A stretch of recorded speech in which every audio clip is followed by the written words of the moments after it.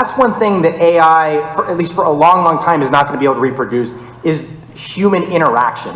We are really good at being human and interacting with each other, and AI is definitely not there yet. So I don't think that AI is going to replace those human connections. Anything that you do that is directly client-facing, that is networking with your colleagues and your customers, folks like that, those are going to be some of the last things that AI is going to replace. And I kind of want to add too is that don't be afraid of AI replacing you. AI is only going to replace the people who don't use it to augment what they're doing. Again, kind of go back to the analogy of using Microsoft Word and spell check and computer-aided drawing.